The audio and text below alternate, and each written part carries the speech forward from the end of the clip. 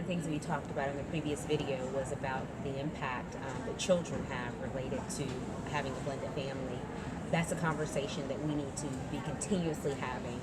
Often we won't know about the impact until our children are grown, and that's definitely not the goal. It's important for us to know how they feel, what they feel, why they feel the way they do feel, related to the blend, related to the new person coming into their life, related to the transition.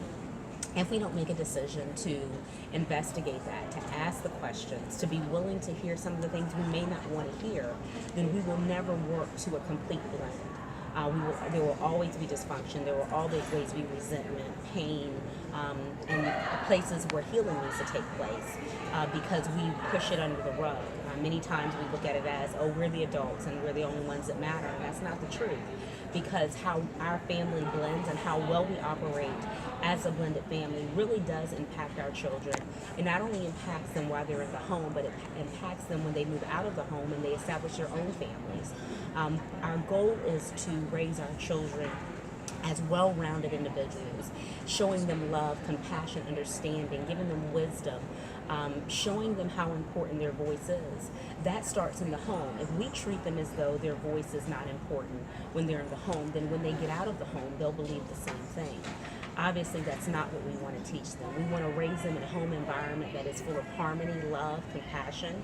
And in order to do that, we have to be willing to have some hard questions, ask some hard questions, and be willing to hear some of the answers that might be hurtful for us to hear, but they're their truth, they're their perception, that's what they feel.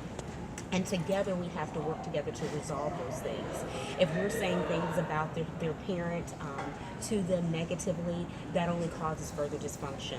If we have a high conflict situation and we're arguing with the other parent in front of them, or they know of an argument, or they know that we have negative thoughts about the other parent, that does not help the blend. If we are comparing them to negative things related to the other parent, that does not provide harmony for them. We have to be willing to do things that are going to make our children's lives better.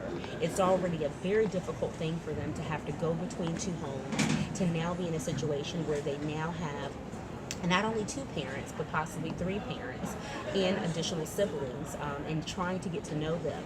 So our goal should be to try to make the process as easy as possible, whether that means we're going to therapy, and when we're selecting a therapist, we need to be choosing a therapist that is very familiar with the blended family. We just can't look down a list and just choose someone just because of what their skill set is as far as their education.